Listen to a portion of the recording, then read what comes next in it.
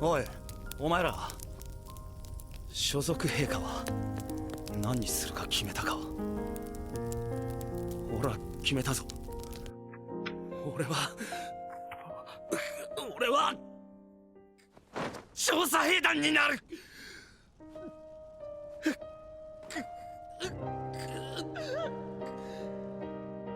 Lorsque je repense à la première saison de l'Attaque des Titans, les épisodes et les scènes qui me marquent le plus sont souvent celles qui montrent l'état d'esprit de certains de nos protagonistes. Dans ce registre, la scène de la cérémonie de recrutement de l'épisode 16 est pour moi un des moments les plus profonds de la série. Une scène qui pour moi est particulièrement bien pensée et réalisée, car elle fait une démonstration réaliste de ce qu'est vraiment le courage. Et cela sans entrer dans de l'héroïsme de base et sans faiblesse que l'on retrouve souvent dans des œuvres similaires. En effet, ici, nous n'avons pas l'archétype de personnages particulièrement exceptionnels et intrépides, des personnages qui décident d'affronter le danger sans trembler et avec détermination, mais des individus ordinaires qui se doivent de batailler régulièrement pour ne pas laisser leur peur prendre le dessus. Et ce, lorsque tout ce à quoi ils font face justifierait complètement leur décision de vouloir rester à l'abri. Et c'est pour cela que dans ce contexte, la décision de Jean et des autres est si impactante. 34班トーマス・ワグナー、アクティアス、ミリウス・ゼルムスキー、ミーナ・カロライナ、エレン・イエーガー。非常5名は自分の使命を全うし壮絶な戦死を遂げました。 Nous sommes juste après la bataille du district de Trost qui a suivi la deuxième invasion de Titans. Les habitants du district, et plus particulièrement les cadets et les nouvelles recrues qui ont été au centre de l'action et de l'horreur, sont encore sous l'effet du choc. Les corps des victimes viennent tout juste d'être ramassés des rues ensanglantées et d'être identifiés. Nous sommes loin de cet élan d'optimisme et d'espoir que nos protagonistes ont montré quelques heures auparavant.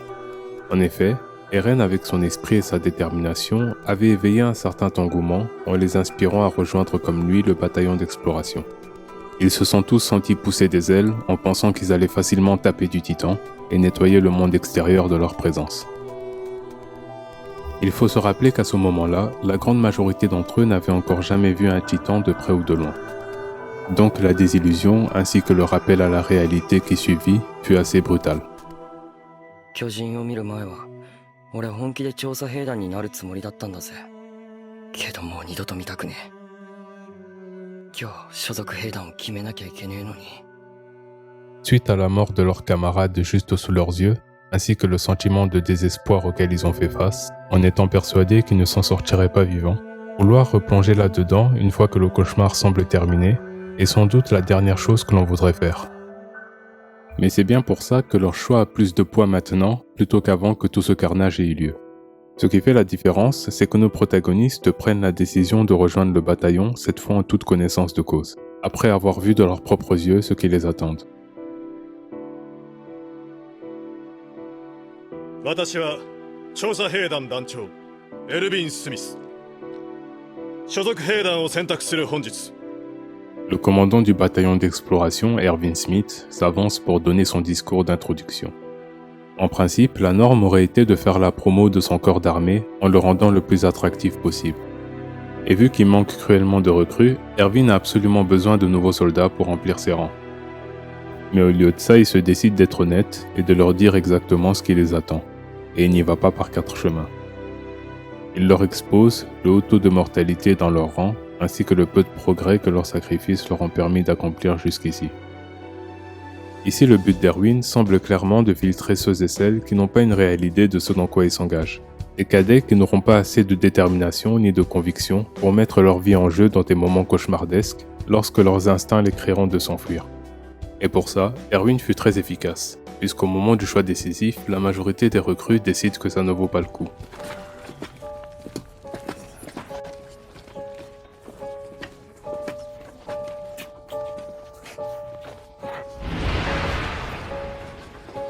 Alors que cette masse de cadets qui s'en vont passe juste à côté d'eux, nos protagonistes sont complètement figés sur place.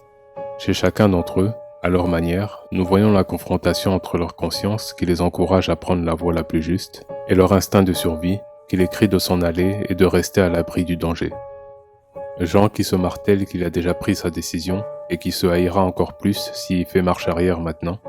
Sacha, en panique, qui se dit que rester planté là signifie qu'elle revivra les mêmes horreurs auxquelles il vient tout juste de survivre.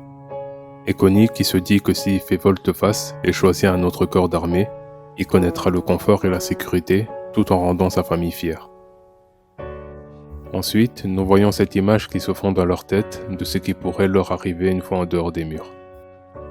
Une vision d'eux complètement impuissants et dévorés vivants par des titans. Et après avoir résisté à l'envie de prendre leurs jambes à leur cou, では今ここにいる者を新たな調査兵団として迎え入れる。これが本物の敬礼だ。心臓を捧げよう。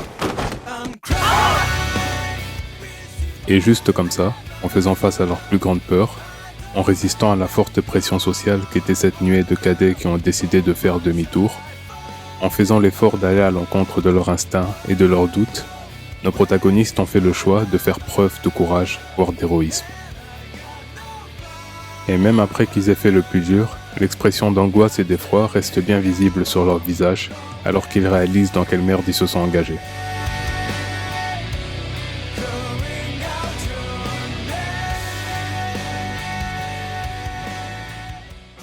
Mais c'est justement ça le point, parce que comme l'a dit le célèbre écrivain américain Mark Twain, le courage c'est la résistance à la peur, la maîtrise de la peur et non l'absence de peur. Nos héros ne deviennent pas d'office sans frayeur et mentalement forts dès qu'ils franchissent le pas. Comme Jean l'a expliqué, son choix de rejoindre le bataillon d'exploration ne veut absolument pas dire qu'il n'a plus peur des titans ou de la mort. Et ce raisonnement est partagé par la plupart de ceux et celles qui ont fait le même choix que lui. 君たちは死ねと言われたら死ねるのか。 La peur reste bel et bien présente, mais le courage n'est pas une qualité innée, c'est une compétence. C'est prendre action et persister malgré l'angoisse et l'anxiété. Et plus nous nous exposons et apprenons à faire face, plus cette compétence grandit en nous, et plus nous arrivons à être confortables même devant nos plus grandes frayeurs. Et c'est vrai pour beaucoup de choses, que ce soit sur le champ de bataille, dans le domaine des sports extrêmes comme le saut en parachute, tout acte qui demande que l'on se mette en position de risque pour secourir une personne en détresse, ou des choses plus communes et mondaines comme la peur du noir, la prise de parole en public ou démarrer une conversation avec un inconnu. Le problème de présenter des personnages qui ne montrent jamais d'hésitation face au risque, c'est que ça véhicule la fausse idée que ceux qui savent faire preuve de bravoure ne ressentent pas ou très peu de peur.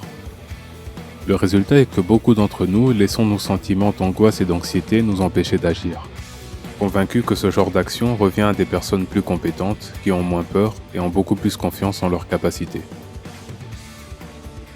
Mais la vérité, c'est que ceux que l'on qualifie d'héroïques et exceptionnels ressentent autant l'angoisse et le doute que n'importe qui d'autre.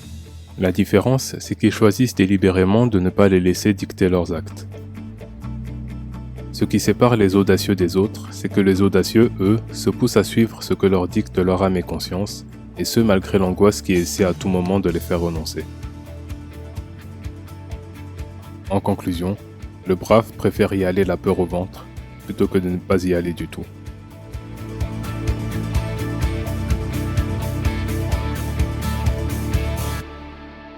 Enfin, c'est ce que je pense.